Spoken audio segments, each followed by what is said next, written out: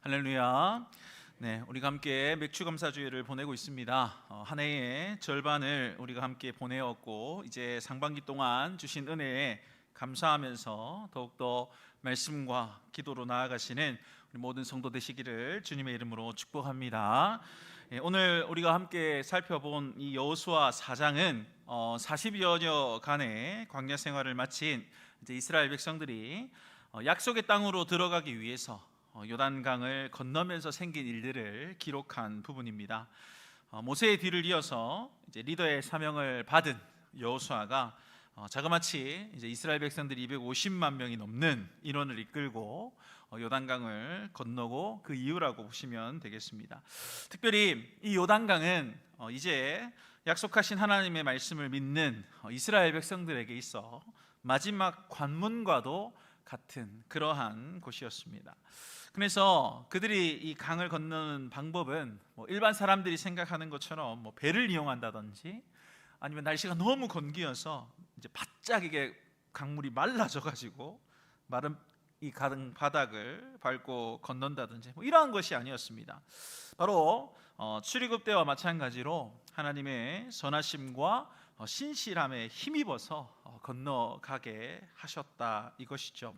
다시 말하면 그들은 하나님께서 요단강 상류에 이 창이란 물결을 붙잡고 계신 사이에 유유히 요단강을 건너갔다라는 것입니다. 그럼 여기서 생각할 부분은 이런 결과가 바로 하나님께서 이 아브라함에게 주신 이 약속, 그 약속을 지켜주셨다라는 것입니다. 물론 이제 가나안 땅에 들어가서 이제 그 땅의 정복 과업이 아직 남아 있기는 합니다. 하지만 지금 이 말씀 가운데서 분명하게 이야기하고 있는 것은 지금 이제 그 가나안 땅에 이 발을 디디게 만든 것, 그것이 바로 오직 하나님께서 하신 은혜였고 기적의 역사라는 것을 우리에게 전하고 계신다 이것이죠. 하지만 오늘 우리가 함께 읽은 본문을 지금 보면 조금 이상한 부분이 있습니다. 왜냐하면 하나님께서 지금 기이한 명령을 기록하고 있는 것인데요, 한 것인데요. 무슨 말이냐면 각 지파에서 한 사람씩 12명을 뽑아서 두었다가 이 백성들이 이제 요단강을 건널 때 그 바닥에 있던 돌을 한 개씩 메고 와서 그 돌을 세워서 기념물로 삼으라, 이런 말씀을 하신 것입니다. 왜 하나님께서 문득 이런 명령을 내리셨겠습니까? 오늘 말씀을 통해서 우리가 함께 살펴보며 특별히 지금 우리가 보내고 있는 이 맥주감사주일, 이 맥주감사주일 가운데 이 주신 말씀을 통해 저희에게 주시는 교훈, 그리고 무엇을 우리가 감사해야 될지 또 기억하며 전해야 될지 함께 나누는 이 오후의 자리가 되기를 주님의 이름으로 축복합니다. 함께 화면을 보여주십시오. 첫 번째로 요단강을 건너는 자들에 대해서 함께 나누고자 합니다.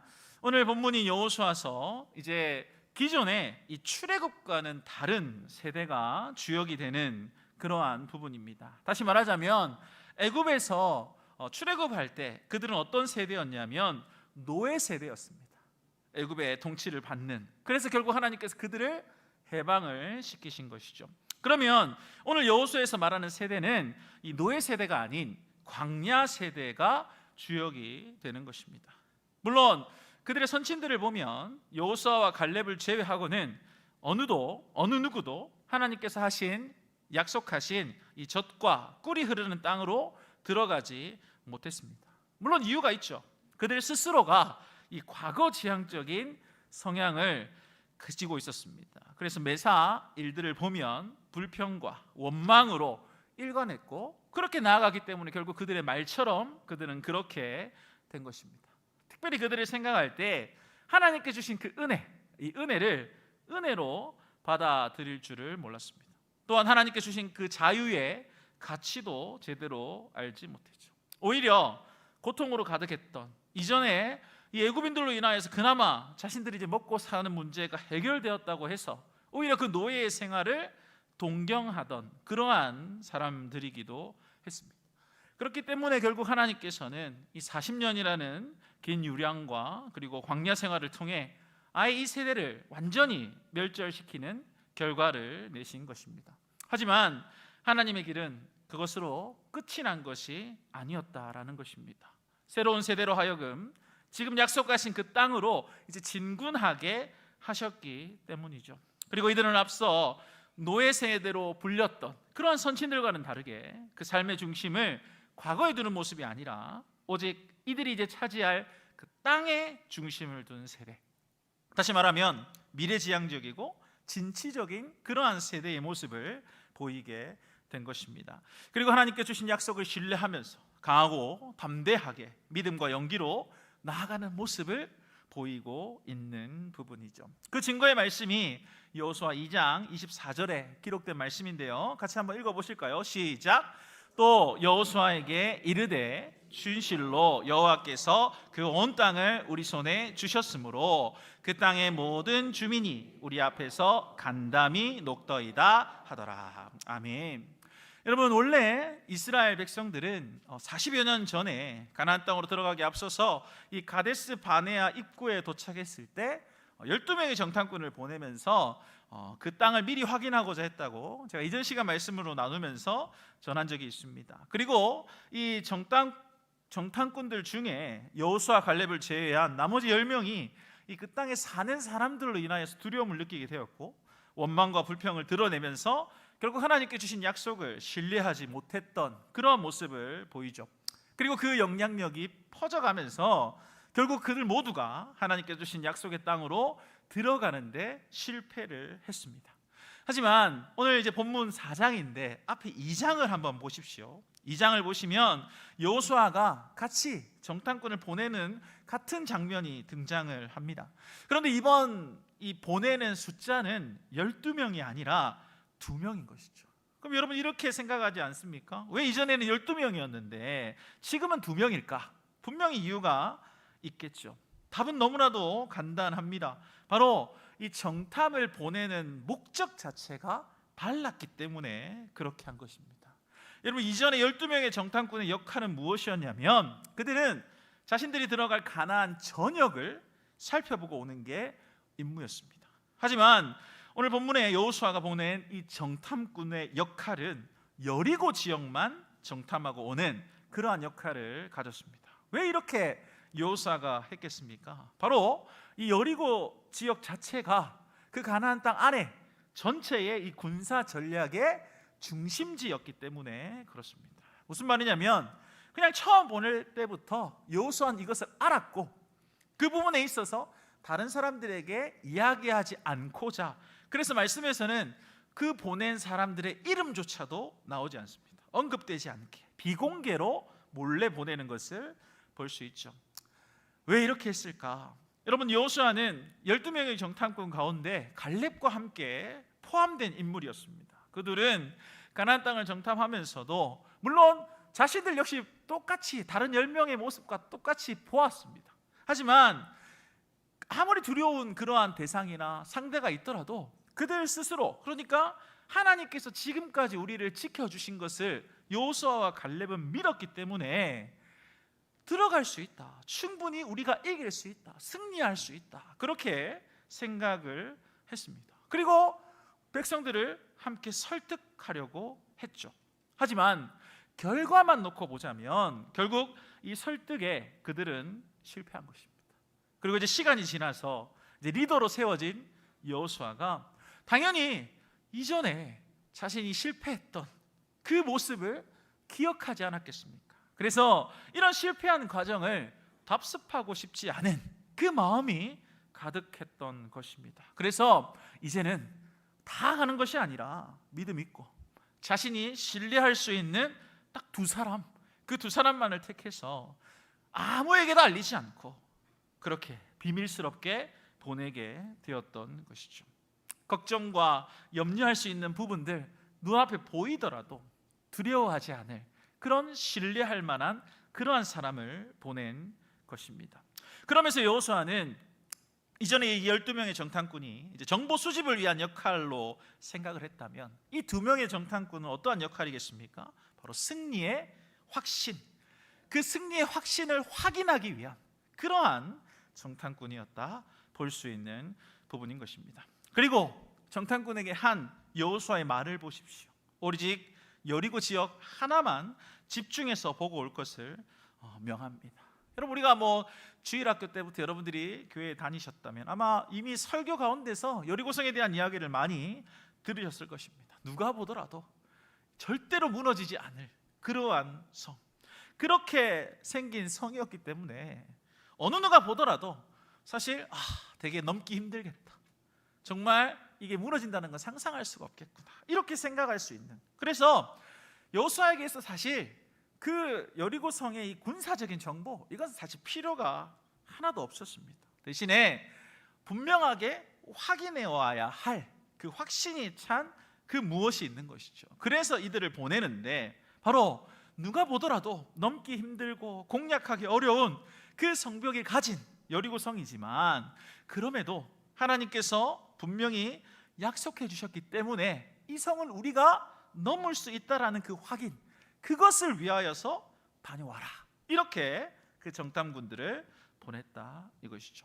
그리고 이 여호수아의 마음에 맞게 이 두 명의 정탐군이 가서 어떻게 됩니까? 하나님께서 마치 계획하신 것처럼 우연히 누구를 만나게 되냐면 라합을 만나게 되는 것입니다. 그리고 그녀의 고백을 듣는 가운데서 이미 여리고성 안에 이 백성들이 어떤 마음인지를 깨달은 것이죠. 왜냐하면 지금 이 백성들은 그 마음 자체가 완전히 무너져 있던 그러한 상태인 것입니다. 그래서 이것을 통하여서 지금까지 이 모든 일들이 철저히 하나님께서 인도하신 그대로 진행되고 있구나. 그래서 우리가 전쟁을 이제 하게 되더라도 우리에게 주어진 것은 오직 승리뿐이겠구나, 이것을 깨닫고 확신하는 그러한 결과를 얻어낸 것입니다. 그래서 이전에 이 실패했던 그러한 세대와는 완전히 다른 믿음으로 이 정탐군들은 여호수아에게 보고합니다. 바로 하나님께서 말씀하신 그대로 이길 수 있다라는 그런 믿음의 보고, 희망적인 보고를 여호수아에게 나누고 있는 것이죠. 완전히 다른, 앞선 세대와는 완전히 차원이 다른 그러한 믿음임을 깨달을 수 있지 않습니까? 그러면 여기서 또 다른 질문을 하나 해보고자 합니다. 이제 가나안 땅을 들어가는 것, 또 여리고성을 점령하는 것, 당연히 그것도 하는 것이지만 그 전에 먼저 해결해야 할 부분이 있다는 것입니다. 바로 이 요단강을 건너야 합니다. 왜냐하면 지금 강이 막고 있으니까 들어가서 이제 이 강을 건너야 뭐라도 할 수 있으니까요. 그리고 지금 이스라엘 백성들의 숫자가 앞서 말씀드렸던 것처럼 250만 명이 넘는 그런 엄청난 인원입니다. 한 국가가 수십만이었는데 그 인원보다 거의 3-4배가 많은 그러한 인원이었지 않습니까? 그래서 이 엄청난 인원의 숫자가 어떻게 그렇게 요단강을 건널 수가 있었냐 이것이죠. 사진 한번 보여주시겠습니까? 지금 이제 요단강의 모습을 이렇게 사진으로 찍은 것을 제가 가지고 온 것인데요, 이 요단강이 사실 지리적으로 볼 때 이스라엘과 그리고 요르단의 국경선 역할을 하고 있는 그러한 강이라고 합니다. 그래서 이제 헬몬산이라는 곳에서부터 발원을 해서 이 직선 길이로만 105km, 그리고 이게 실제적인 길이로 이렇게 따져 보자면 320km가 넘는 굉장히 긴 그러한 강입니다. 그래서 이 갈릴리 바다로 이렇게 흘러 들어가게 되고 이제 지구상에서 가장 낮은 지역이라고 불리는 사해까지 이제 흐르는 그런 강이기도 하죠. 그러면서 지금 이제 사진에는 사실 좀 잘 안 나타나지만 굉장히 경사가 이 급한 협곡으로 되어 있답니다. 그래서 수심이 굉장히 깊고 이제 우기에는 이 강폭이 점점 넓어지는 것이죠. 그만큼 건너기 자체가 굉장히 힘든 그러한 강이라고 불립니다. 그런데 이렇게 창이라고 넓은 요단강, 이스라엘 백성들이 그 많은 숫자가 어떻게 건너갔냐 이것이죠. 방법이 무엇일까?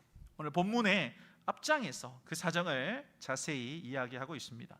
그리고 이 사건에서 가장 핵심적으로 생각해야 될 부분들, 그것은 바로 하나님께서 아브라함에게 주신 약속된 복들이 있죠. 바로 자손의 창대함, 가나안 땅을 주시겠다고 약속하신 것, 그 언약을 성취하기 위한 이 마지막 관문 앞에서 이스라엘 백성들은 서 있고, 그리고 그들에게 친히 하나님께서 역사하시는 그 모습을 보여주고 계신다 이것입니다. 그럼 그 역사가 무엇일까요? 바로 요단강의 이 물길을 끊어버리신 것입니다. 우리 말씀 같이 한번 보실까요? 바로 앞장인데요, 우리 3장 14절 말씀 같이 한번 읽어보겠습니다. 시작. 백성이 요단강을 건너려고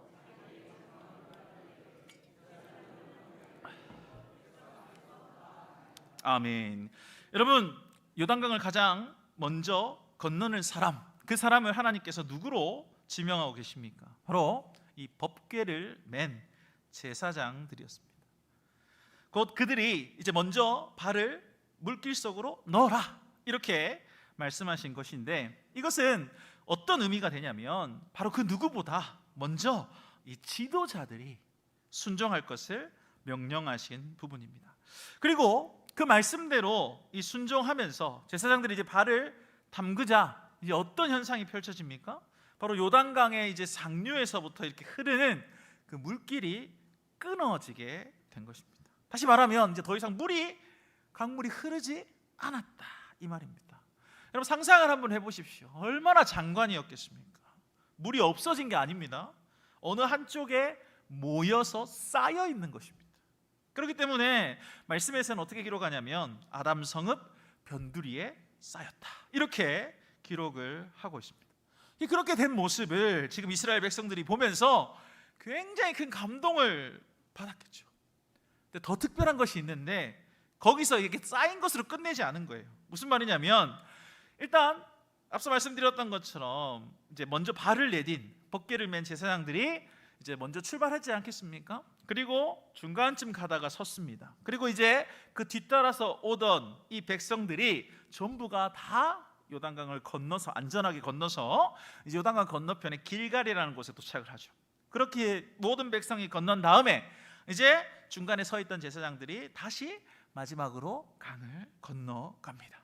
그렇게 제사장들마저 이제 길갈 강변에 딱 올라섰을 때 그 쌓여있던 물, 그게 어떻게 됩니까? 봇물 터지듯이 확 흘러내리기 시작을 했다, 이것입니다.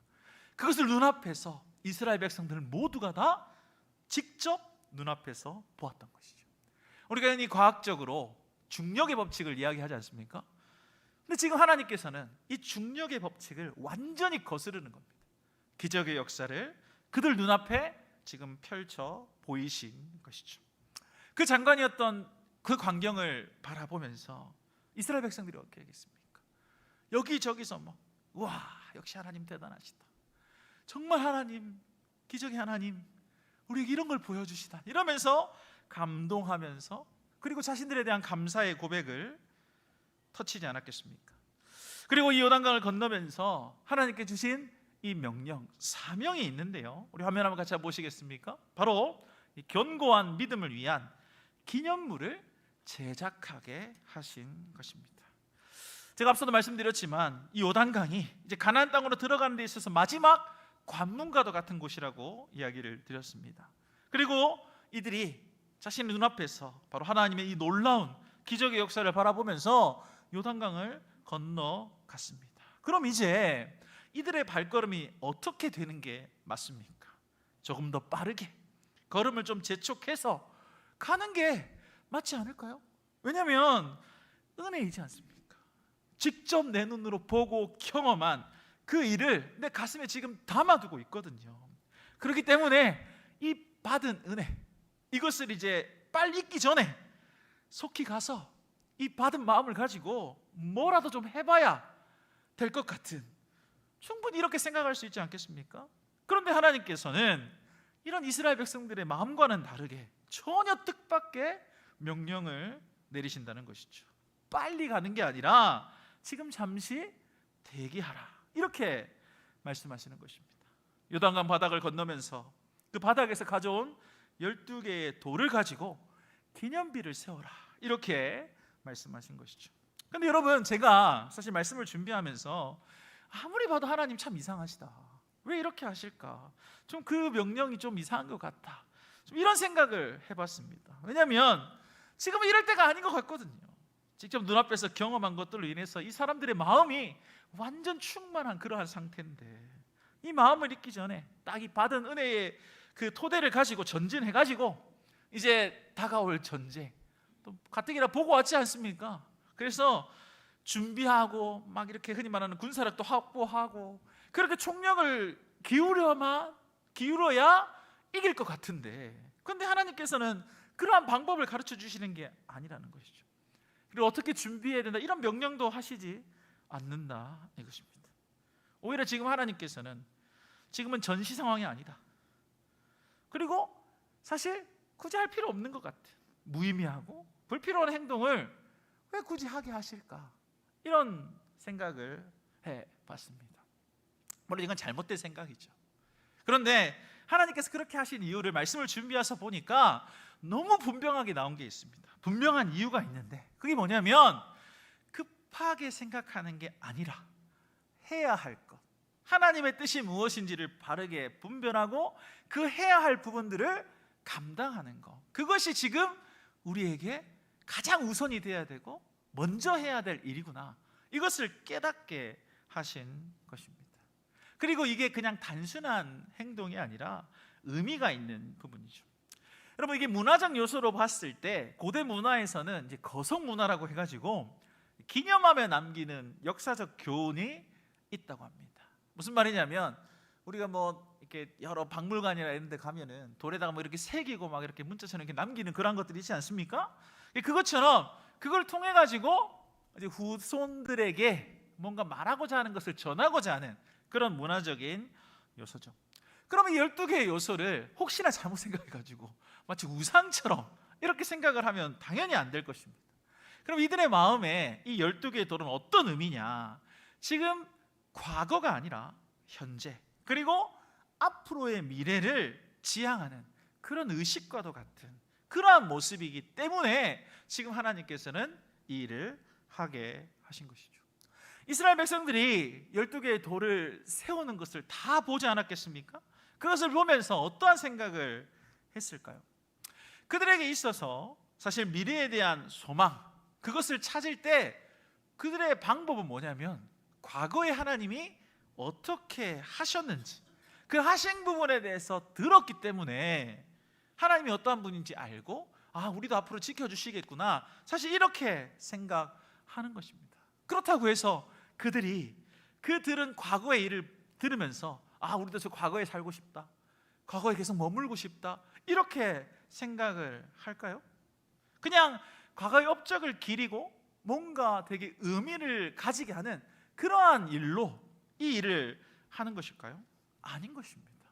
오히려 이 일을 통해서 지금 앞으로 행하실 그 하나님의 그 일들, 하나님의 역사, 그 은혜 베푸실 것들, 그것을 기억나게 하는, 그리고 예고하시는 그러한 부분으로 이 행동을 보아야 된다는 것이죠. 정리하자면 지금 세우고 있는 이 기념비, 이것은 오히려 더 금보다도 귀한 것입니다. 왜냐하면 이걸 통해서 우리의 후손들, 다음 세대들에게 이 믿음의 유산으로 그들에게 남기고 전하기 위한 그러한 조치로 이 행동을 하고 있기 때문입니다. 그래서 이 돌을 그냥 요단강을 건너면서 취한 한낱 자연석에 불과한 것으로 바라볼 수가 없는 것이죠. 특별히 이 돌을 통해서 기억하게 하시는 건 무엇입니까? 하나님의 신실하심을 보게 하는 것입니다. 그리고 이스라엘 백성들이 자신들을 신앙으로 이끌어가는, 그리고 놀랍게도 하나님이 어떠한 분이신지 확실하게 보여주신 그 기적의 증거물로 이 돌을 사용하시는 부분입니다. 그러면서 세운 이 돌을 바라보는 후손들에게 이 넓고 이 깊은 요단강을 하나님께서 직접 건너가게 하셨다, 그 날을 기념하면서 하나님의 역사가 정말 이루어진 날이다, 이것을 기념하고 연상시킬 수 있게 그것을 들을 수 있도록 그렇게 남겨준 수단과 장치로 하나님께서 사용하셨다, 이 말입니다. 여러분, 여호수아는 또 어떻습니까? 그 역시도 이 기념비를 통해서 하나님께 주신 말씀을 분명히 확인하는 그러한 수단으로 삼습니다. 말씀 한 구절 보실까요? 여호수아 1장 7절 말씀인데요, 같이 한번 읽어보실까요? 여호수아 1장 7절입니다. 시작. 오직 강하고 극히 담대하여 나의 종 모세가 내게 명령한 율법을 다 지켜 행하고 우로나 좌로나 치우치지 말라. 그리하면 어디로 가든지 형통하리니. 아멘. 여러분, 여호수아는 제가 앞서도 잠시 설명을 드렸지만 모세의 뒤를 이어서 이제 리더의 바톤을 이어받은 그러한 사람입니다. 하지만 처음 그 바톤을 받았을 때 여호수아가 얼마나 큰 부담감에 있었겠습니까? 누구보다도 모세란 인물이 어떠한 사람인지를 자신의 바로 눈앞에서 모시면서 보지 않았겠습니까? 정말 대단하고 위대한 리더의 모습이었음을 가장 가까이서 지켜본 인물이 바로 여호수아였습니다. 그런데 부족하고 부족한 자신, 그 자신이 이런 위대한 모세의 뒤를 이어서 리더가 되면서 이 수백만이 넘는 그러한 이스라엘 백성들을 이끌어야 된다고 생각할 때 얼마나 큰 부담감으로 다가왔겠냐는 것이죠. 그래서 하나님 앞에 기도하는 것입니다. 그런데 하나님께서 응답을 이렇게 지금 오늘 함께 읽은 이 말씀으로 해주십니다. 모세가 위대한 리더가 된 것 모세 스스로의 능력이 아니다. 하나님께서, 하나님 자신이 그 모세를 인도하셨고 그 이끔대로 모세는 순종했기 때문에 가능한 것이다. 이것을 말씀하는 것이죠. 그러면서 여호수아에게도 동일하게 이야기하는 것입니다. 모세가 한 것처럼 너도 그렇게 나만 믿고 하나님만 믿고 순종해라. 그거면 충분하다. 그러면 우로나 좌로나 치우치지 않고 끝까지 형통하게 만들어 주시겠다. 이것을 하나님께서 약속하셨다 이것입니다. 그러면서 요단강을 건너면서 그리고 길갈에 12돌의 기념비를 세우는 것을 보면서 여호수아가 하나님께 주신 이 말씀을 다시 한 번 더 새긴 것입니다. 동시에 이 기억들을 통해서 그래, 하나님을 믿고 하나님께서 말씀하신 대로 순종하면 우로나 좌로나 치우치지 않게 참되신 하나님을 향하여서 정도를 걷게 해주실 거야. 이 돌들을 바라보면서 이것을 생각하면서 나는 이것을 은혜의 장치로 생각하고 기억해야 돼. 이렇게 여호수아가 생각하지 않았겠습니까? 여러분, 우리의 삶도 이러한 마음이 되기를 주님의 이름으로 축복합니다. 그래서 이스라엘 백성들과 사실 교회의 연관성이 있습니다. 그게 뭐냐면 둘 다 기억의 공동체로 하나님께서 사용해 주신다는 것이죠. 이스라엘 백성들도 제가 앞서 설명을 드렸던 것처럼 그렇게 하고요. 우리가 교회 안에서도 사실 마찬가지지 않습니까? 하나님께서 앞서 행하신 일들을 어떻게 요구하십니까? 어떻게 우리가 받아들이기를 요구하십니까? 함께 기억하고 그 의미와 또 느껴지는 감정들을 나누고 함께 이제 전하기를 원하고 계신 것이죠. 지금 우리가 속한 이 공동체, 이 공동체에서 해야 할 역할들입니다. 그래서 성경에서는 다음의 말과 같은 권면을 많이 하는데 보여주십시오. 바로 기억하라는 것입니다. 기억하라. 성경의 여러 곳곳에서 다양한 기억의 매체들이 등장하는데요, 우리가 뭐 잘 아는 유월절, 유월절은 어떠한 것을 기억하기 위한 것입니까? 출애굽을 기억하기를 위한 것입니다. 고통받고 힘들어했던 그 노예 생활, 그것에서 하나님께서 구원해 주시면서 그것을 기념하며 지키는 것이 바로 유월절이죠. 성만찬은 어떻습니까? 성만찬을 통해서 예수님의 이 십자가의 고난을 우리는 기억하게 됩니다. 그리고 세족식, 제자들이 발을 씻기신 그 예수님, 그 예수님의 섬김, 그것을 기억하게 하지 않습니까? 뭐 꼭 성경뿐만이 아니라 우리가 지금 살고 있는 이 시대 가운데서도 주어지는 환경과 여러 일들을 통해서도 기억을 하게 하시기도 합니다. 사진 한번 보여주십시오. 이 보이는 사진이 이 전남 진도군 고군면 회동리와 의신면 모도리 사이에 있는 이 길을 찍은 사진이라고 하더군요. 이 소개를 할 때 꼭 이렇게 해야 된답니다. 왜냐하면 이제 같이 돼 있기 때문에. 이 길이가 약 2.8km고 폭이 약 40m가 되는 현대판 모세의 기적, 뭐 신비의 바닷길로 불리는 그러한 길로 불리는 곳이라고 합니다. 이 바다가 열리면서 육지가 드러나는 시기에 이 홍해를 가르는 것처럼 현대판 모세의 기적이 이루어진다 이렇게 생각을 해서 이제 사람들이 붙인 이름인데, 이 시기에 맞춰 가지고 축제를 연대요. 막 축제 행사를 막 열고 그런다고 합니다.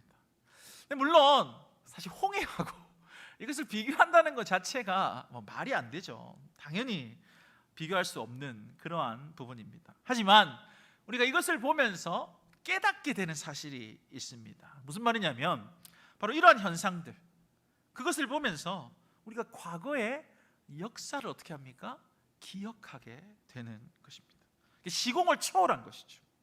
과거에 일어난 그 사건에 우리가 일원이 된 것처럼, 모세가 홍해를 가를 때, 하나님께서 그 홍해를 가르실 때, 모세가 그렇게 길을 이스라엘 백성들과 건널 때 이러한 생각으로 건넜겠구나, 이렇게 우리가 생각할 수 있는 것 아니겠습니까?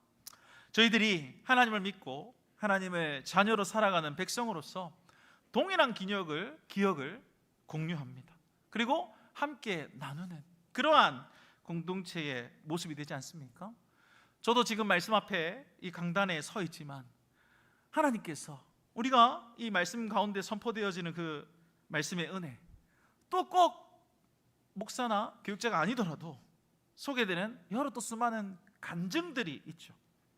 내가 직접 경험한 것은 아닙니다. 하지만 그 직접 경험한 부분이 아니더라도 내가 이 일을 들으면서 또 소개하는 것을 들으면서 정말 오늘도 하나님께서 살아 역사하시는구나, 저렇게 하나님께서 은혜를 나누게 하시는구나, 그렇게 기억을 새롭게 하는, 그러해서 우리의 믿음과 신앙의 모습들이 더 신선하게, 더 생동감 있게 그렇게 은혜로 채워가는 그러한 역사를 우리에게 보이신 것 아니겠습니까? 교회 안에서는 전하기만 하는 것이 아닙니다. 우리의 삶을 나누고 기도 제목을 함께 나눌 수 있는 그러한 시간도 필요한 것입니다. 그래서 우리가 구역 예배를 하는 것이기도 하고요.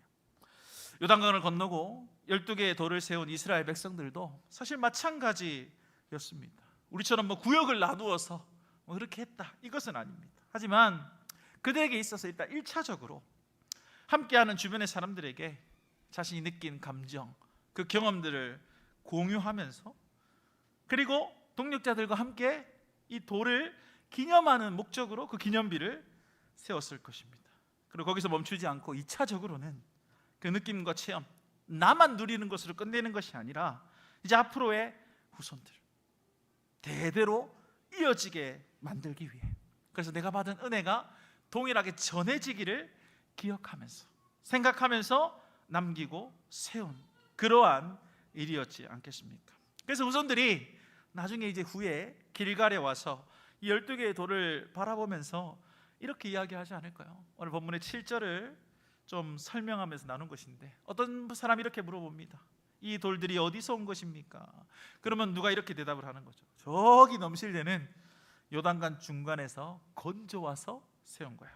그럼 또 이렇게 묻습니다. 아니, 어떻게 저 시퍼런 강물 속에 돌을 건져올 수가 있습니까? 그런 물음에 정말 놀랍고 이해하기 힘들지? 그런데 하나님께서는 충분히 하실 수 있는 일이야. 애굽에서 나오게 하시는 순간, 광야 가운데서의 생활, 그 모두가 사실 사람의 생각으로는 도저히 할 수 없는 일이었거든. 그런데 정말 하나님께서는 놀라운 기적과 은총으로 지키시고 보호하셔서 결국 약속하신 그 가나안 땅으로 요단강을 건너서 약속하신 대로 들어가게 하셨어. 이렇게 그 땅을 주셨어. 이렇게 나눌 수 있지 않겠습니까? 여러분, 그렇게 이스라엘 백성들은 기회를 얻었습니다. 하나님께서 베풀어 주신 은혜, 그것을 설명하고 나눌 수 있는 기회였습니다. 그리고 이 기회는 저희도 역시 같은 기회가 되어서 믿음의 유산으로 다음 세대들에게 남기고 전하는 축복이 우리 가운데 있는 줄로 믿습니다. 사랑하는 성도 여러분, 이제 말씀을 맺겠습니다. 오늘 주일 맥주감사주일로서 우리가 함께 지킨다고 했습니다. 하나님께서 상반기의 그 시간 동안 우리를 인도하시고 보호하신 그 은혜에 감사와 찬송의 고백을 드리는 시간이라고 앞서 소개했습니다. 하지만 사실 맥주감사주일 매년 돌아오지 않습니까? 매년 돌아오는, 그래서 이렇게 생각할 수 있습니다. 그냥 당연히 오는 거구나. 우리가 절기를 보내면서 사실 그런 생각을 많이 하죠. 어차피 다음에도 온다, 이렇게 말입니다.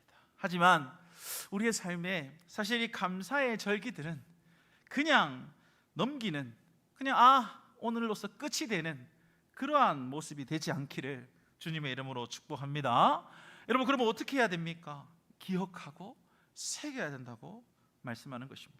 오늘 말씀에서 역사하신 것처럼 하나님께서 이스라엘 백성들을 그 요단강의 그 강의 앞에 딱 가로막고 있을 때 그 강을 결국 직접 잡으셔서 건너게 하신 그 크신 은혜의 역사를 기억하고 새겨서 전하는 그 은혜를 보이지 않으셨습니까?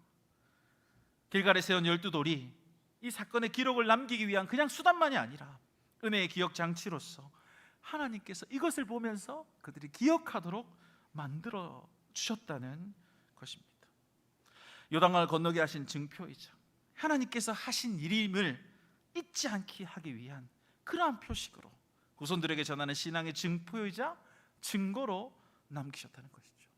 저희가 보내는 이 절기들, 특별히 오늘 맥주 감사주일도 마찬가지라 생각이 됩니다. 여러분, 지난 상반기의 시간 한번 돌이켜 보십시오. 정말 시간이 빠르게 흘러간 것 같습니다. 하지만 돌이켜 봤을 때 하나님이 우리를 지키시고 보호하지 않으셨다면 너무나도 많은 축복이 있었다라는 것을 우리가 사실 절실하게 깨닫게 되지 않습니까? 이스라엘 백성들이 깊은 물속에 있는 같은 현실을 건너고 넘실대는 이 요단강 같은 위기를 지나고 보낸 것 같은 그러한 모습과 사실 다른 게 없습니다. 말씀 가운데 전하는 것은 어떤 순간에도 하나님께서 그래도 분명히 우리를 먼저 앞서가셨다는 것, 그리고 길을 여시고 그분의 손으로 우리 어떤 고난과 어려운 상황도 결국 건너게 하신다는 것을 분명하게 우리는 기억해야 합니다. 그리고 그 은혜에 감사하면서 그들이 돌을 세운 것처럼 우리 역시도 기억의 돌을 세우는 그러한 모습이 되기를 주님의 이름으로 축복합니다. 그래서 오늘 말씀을 함께 들은 저희 모두가 우리 사랑하는 다음 세대, 우리 자녀들에게 정말 신앙의 유산, 믿음의 유산을 잘 전하기 위해서 그 기억의 돌을 세우는 그러한 은혜가 우리 가운데 있기를, 신앙의 표석으로 마음 가운데 12돌을 세울 수 있는 그러한 결단이 되기를 소망합니다. 그래서 더욱더 감사가 쌓이고 믿음이 자라면서 후대의 신앙을 이어가게 만들 수 있는 사랑하는 복된 성도 되시기를 주님의 이름으로 축복합니다. 기도하겠습니다.